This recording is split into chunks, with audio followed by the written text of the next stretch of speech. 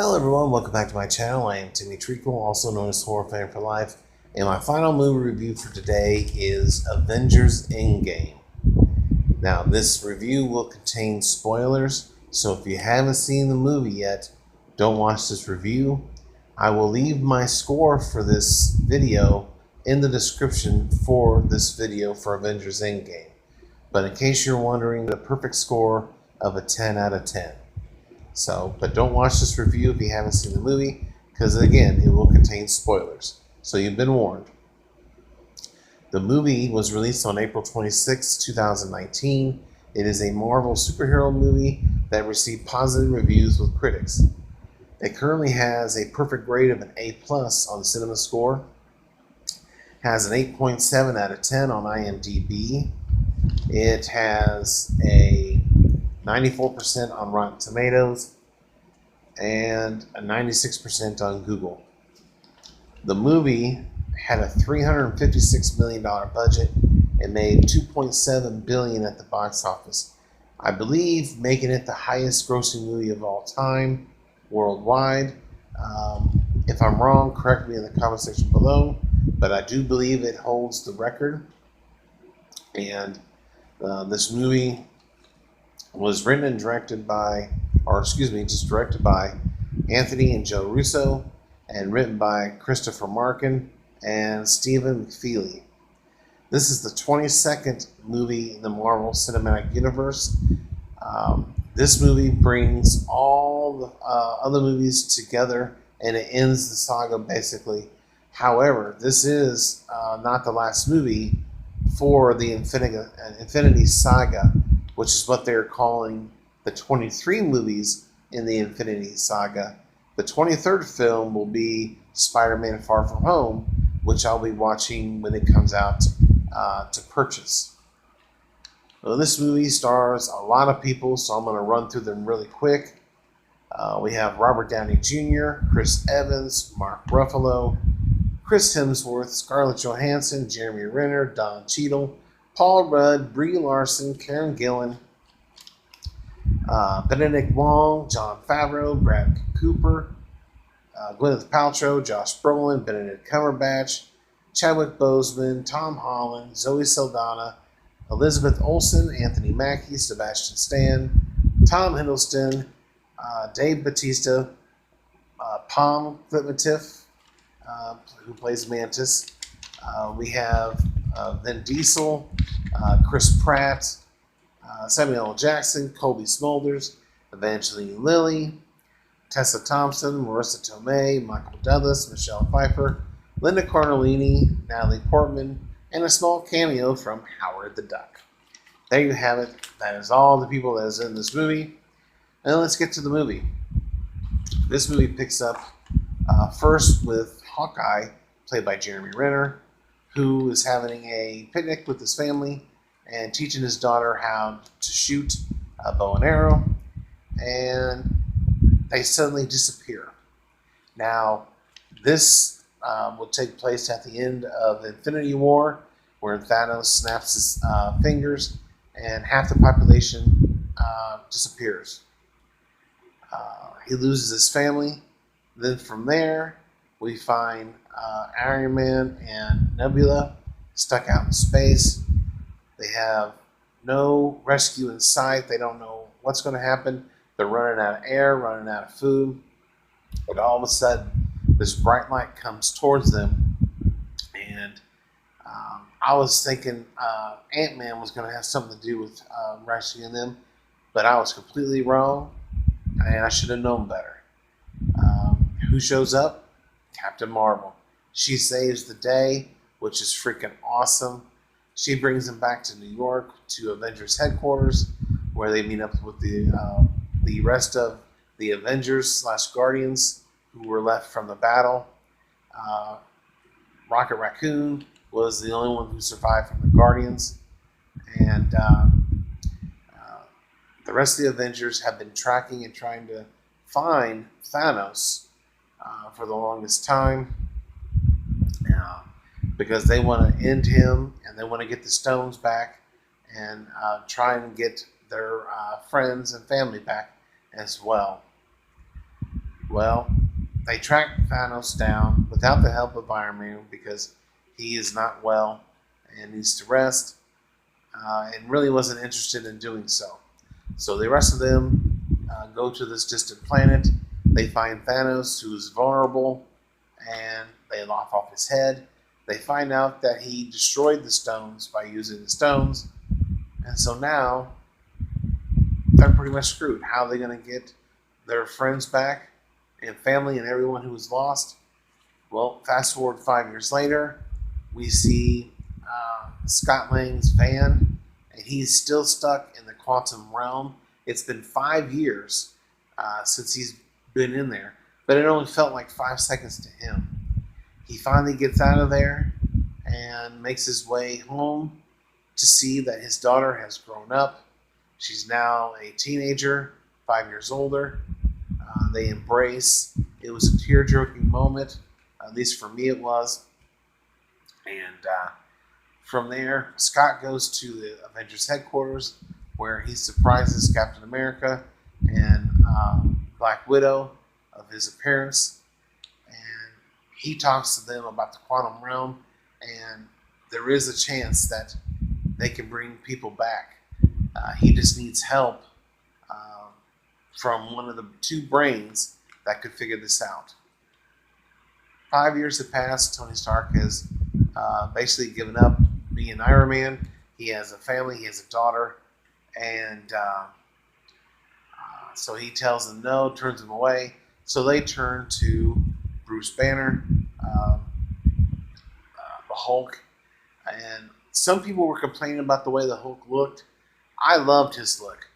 Um, I thought it was creative. It was something different, and I thought it was great.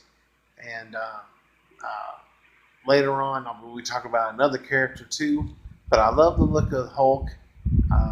I do wish, however, that he was uh, more involved with some fighting and whatnot.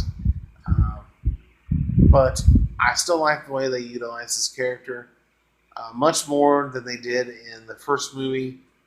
Um, but I liked his Carol. I liked what they did there. And once they figure out a way to enter the go back and basically stop Thanos from getting these Infinity Stones, all hell breaks loose eventually. You have the current version of themselves running into older versions of themselves as well. There's a great battle with Captain versus Captain America, which was great. We get to see Loki, um, and we get to see some all other figures from the past. Uh, Tony Stark eventually meets his father back in the day in 1970, which was great. And all these great things happened. Um, but with these great achievements comes sadness as well. Um, Before this movie, I started watching this movie, I had written down who I thought was going to die in this movie. I had put down that the big three uh, would die in this movie. That being Iron Man, Captain America, and Thor. Well, I was a third right. But before we get into Iron Man, there was a death that I did not see coming. She is my favorite female character as far as a superhero goes. Um, and I just did not see it coming. But I knew when these two people went to retrieve this stone, I knew what was going to happen. One of them had to go for them to get the stone. And it turns out it was Black Widow and Hawkeye, or Ronin, if you want to call him Ronin. And they both were fighting over who was going to jump over the edge. Eventually, Black Widow tells him to let her go, that it's okay. You know, he's got a family to go home to. when they come back, and he let her go, and she died. I was in tears. I could not believe what had just happened. It was really sad, and yeah, I just still thinking about it is really upsetting. But I know with her sacrifice, it's going to allow the rest of our heroes, family members, friends to come back. So after that happens, they get all the stones together and they snap the fingers to bring these guys back.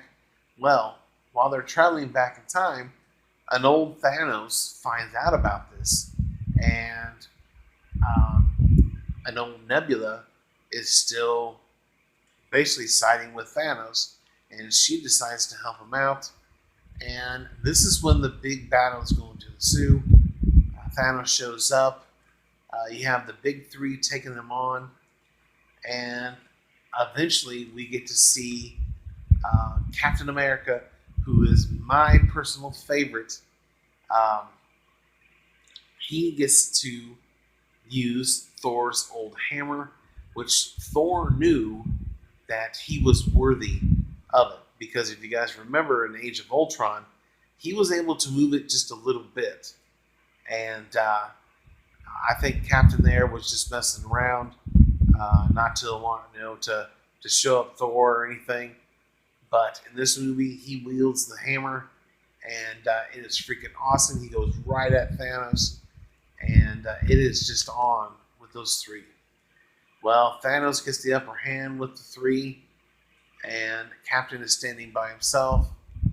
And then all of a sudden, we see Doctor Strange's light appear, and we hear the voice of the Falcon over the earpiece with Captain America. And then out comes Black Panther, the Falcon, and then all these other portals start opening up, and then everybody comes out at once, and it is freaking awesome. I was so happy when everyone showed up.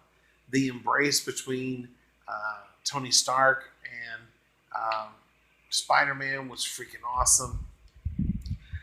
Pepper Potts was dressed in the iron suit, which was great.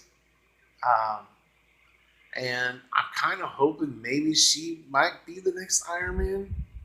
I don't know. I haven't seen Spider-Man Far From Home. I know there's some things in that movie that will kind of tell us what's going on. But for now, I'm not really sure. But I loved her. I could see Scarlet Witch, Valkyrie, of course, Doctor Strange. We got all these guys back, and it was amazing. Groot, Drax the Destroyer. We even got a Gamora, but it wasn't the one that was deceased. This was another older Gamora from another time. So as far as Guardians of the Galaxy 3, I don't know what they're going to do there. I don't know what's going to happen. But the ending fight scene was fantastic. And then eventually we get Captain Marvel back again. She destroys the ship. Tony wields the glove with the Infinity Stones. But unfortunately, it came with a price. Because after he snapped the fingers and Thanos and his people were all blown away, nothing but dust in the wind, it ends up killing Iron Man. And that was another part where I was upset. I was in tears. And